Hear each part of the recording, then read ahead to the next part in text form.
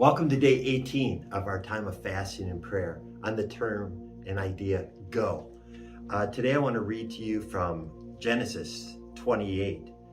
And it is after Jacob deceived his father Isaac to get the blessing from him, stole it from Esau. Esau is in a rage. He said he's going to kill Jacob. Isaac calls Jacob in and says, "You better go." And he says, "Go to the land of my relatives, Laban and his daughters." And so the idea is being sent away. But that's not exactly where I want to go with this. I'm just using that as the word go.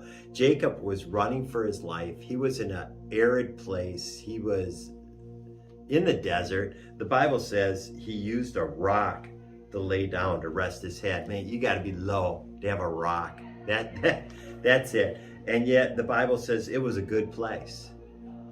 Sometimes people, we don't see it as good places because we're looking through eyes of nature and we're sitting there, God, if you would just move, if you would just show up, if you would just do something. Can I tell you this today, that God doesn't have to show up. He's everywhere. He's all around. There's not 1 inch of the universe that's not filled with his glory, his power, his might.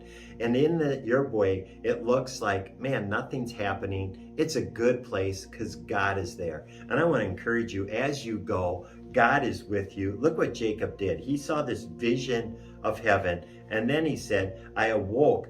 And he said, I didn't realize the Lord was in this place. I wasn't aware of it. And that's what I want to do with Go. God, help us to be aware of what you're doing all around us, where you are. Look at the Bible says in John, to give us some New Testament context for this.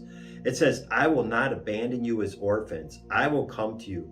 Soon the world will no longer see me, but you will see me. Since I live, you will also live. You know what that says to us? That Holy Spirit is in us. He's empowering us. And because he lives in us and he's empowering us, we're going to see God where other people are seeing disaster. There's so much news that can put depression on us, a heaviness, a weight on our lives. But the Bible says that we can see what God is doing in the midst. Now, I'm not saying I'm going to have perfect clarity of that, but I can rest in the hope that we are not abandoned, that the arid place that you're in, the pillow that you're using is a rock, and you go, what in the world is happening? God is highly aware of what you're going through. He is highly aware of what's happening around you, and he will give you the ability to see him. Peace will be in your heart. It will reign. Joy can come into your life. And he says, when nobody else is seeing me, you will see me. Be encouraged by that today. Let me pray that over you. Father, I just pray right now that people will see that you are everywhere. There's not an inch of the world that's not yours. It's all yours. Every square inch of this world cries out, mine, that you possess it. And someday your glory is going to cover the world, and we will rejoice in that day. But until that day, I speak over people that are going through dry, arid places. Father, they don't see you, but you promise that there be a hope of your Holy Spirit being with us.